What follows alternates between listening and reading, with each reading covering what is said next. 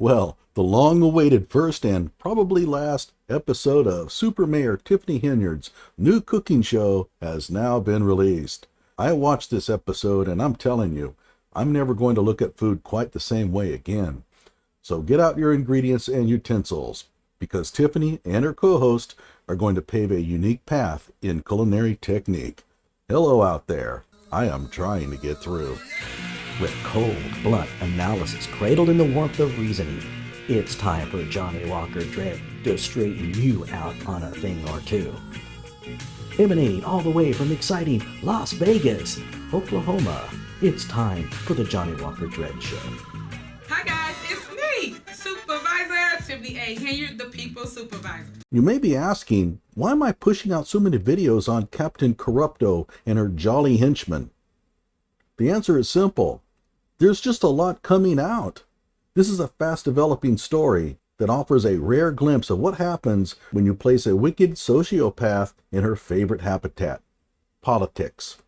I will be coming to you once a month. Oh, yay! Along with a special guest resident to show you how to prepare different foods that you can make using the ingredients provided in Thornton Township food boxes. So let's examine the branding here.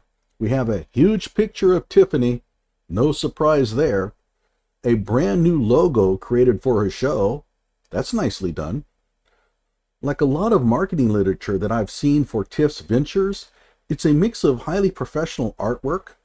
I mean, look at the graphic design and photography on the left, with second-rate photos that look like they were stolen from a web page. Check out the photo of Keith Price on the upper right. He's not even smiling. If you're going to go through the trouble of developing all this artwork and branding for a show, why not photograph the facility with professional equipment and lighting? And since Keith Price is the director of this operation, why not get a professional photo of him? Finally, I am here with Miss Christy, and we are about to make meatloaf. The reason for the show is to showcase residents throughout Thornton Township and show everybody how they cook in their homes. So, Miss Christy, what are we making today? We're making meatloaf. Okay. We're going to take the ground beef out of the case and we're going to put it in the oven. We're going to smash it up a little bit. Maybe about a tablespoonful of long grapes. I don't have a measuring spoon, but I'm just, gonna do it in my head. Okay. Garlic powder and about a tablespoon of that. To enhance the flavor, we put just a tad bit of sage. And right away we have a problem with sound. Tiffany comes through loud and clear, with an emphasis on loud. No surprise there. But the sound mixer didn't balance the gain for Christy. You'll struggle to hear her throughout the show, because for some reason the producer decided to lay down a backing track that drowns out the voices. Besides being outdated and monotonous, the music is too uneven and audio level to work. If she didn't have that crappy trumpet-sounding keyboard, it would have worked a lot better.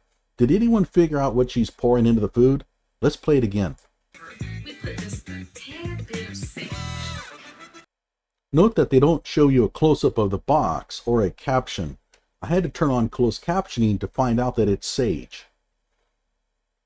Actually, I think that the backing track was employed to muffle substandard audio processing. So a little tip to the stage crew. They have these things called boom mics that are specifically designed to capture good audio from a distance. In this show, it sounds like they used my Blue Yeti. The mix also could have used a de-esser on Christy, but I'm probably the last one that can complain about harsh S's. Like that. Okay, so we put the whole pack, the entire pack of seasoning into the ground beef. What about your fancy seasoning that you had? Oh, slap your mama? Yeah. Slap her last. So we're going to put about a half a cup of breadcrumbs. Okay? At this point, I can't make out what's going on. The music has grown a lot busier and louder. She puts in some seasoning in the bowl, but doesn't tell us what it is. My gut feeling is that Christy simply forgot to tell us. Of course, you cannot make a meatloaf without Worcestershire sauce.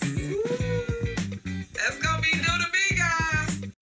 Tiff, do you normally get this excited about Worcestershire sauce? Oh, and Christy, note the pronunciation.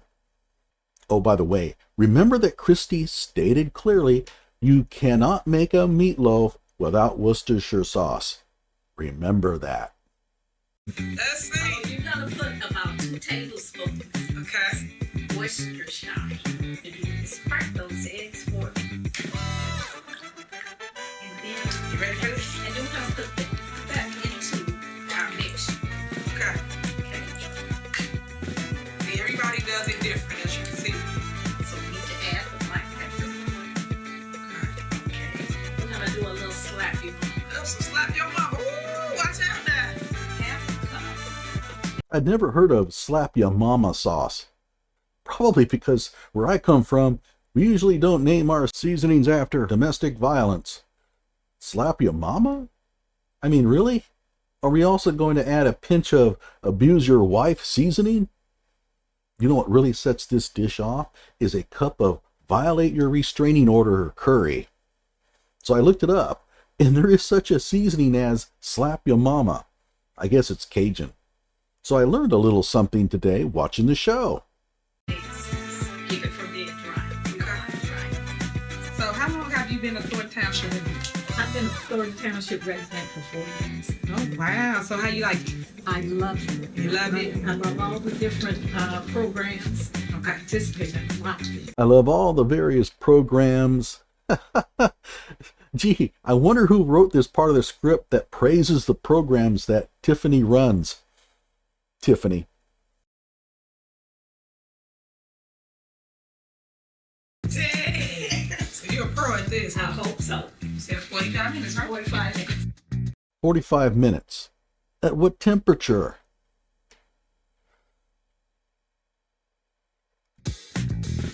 Cooking with Tiff. So now it's my turn. You saw how Miss Christy prepared hers. Now you're going to see how I throw down in the kitchen. It's good burger. You're going to see how I do it. Your supervisor cook in the kitchen. So Miss Christy, let me show you how I do it. Inject it with special sauce. Mmm, tasty. So basically, I just put it in and I inject. Look at that go. Wow. So this is an old school recipe from my grandma. So basically take your meat. We normally break it all up, put it in a bowl, right? It's almost like making burgers. Yes. So basically we take all our things and we put it in there at once. So first I start with my liquids. I'm gonna pour the milk in. This is what we do, we gotta get down with it. Your garlic. So tell me what's so different about yours. Just we use a little different ingredients. She asked Tiffany, what's so different about yours? Christy's wondering, wait, this just looks like the way I make meatloaf. You put it in. Yep. I still do the eggs and then I use the milk for my moisture base. Binder as well. Yes. The crackers.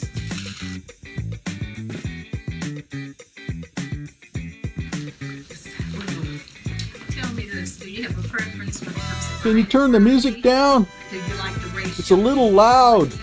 I do. I love that ratio because it's less water. Now tell me, have you ever mixed some ground beef with the ground turkey? I have. I do that with burgers. That's fair. As you can tell, I'm really struggling to hear what's going on. I thought turning on the closed captioning would help, but it just confused me even more. Check this out. I knew they were murdered. That's fair. Here, old school. Hey guys, you do realize that you can write the closed captioning scripts for your videos, right? I mean, come on. Most of the people who are picking up your food are elderly. Many of them can't hear well. The others will struggle because you apparently got Fiverr's version of Quincy Jones to blast over the dialogue. So Miss Christy is about to show us how she ends her meatloaf. How she ends her meatloaf? Did it come out that bad? Or did you mean finishes? Who wrote this script?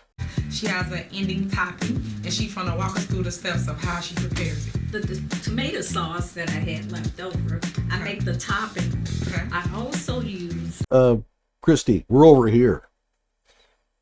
If you're going to mug the camera, mug the right camera. They have these little bulbs on the top of them that when they go off, they tell you which camera is active. But let's not blame Christy. Normally you have what they call a director who comes in and makes sure that the actors are blocking correctly.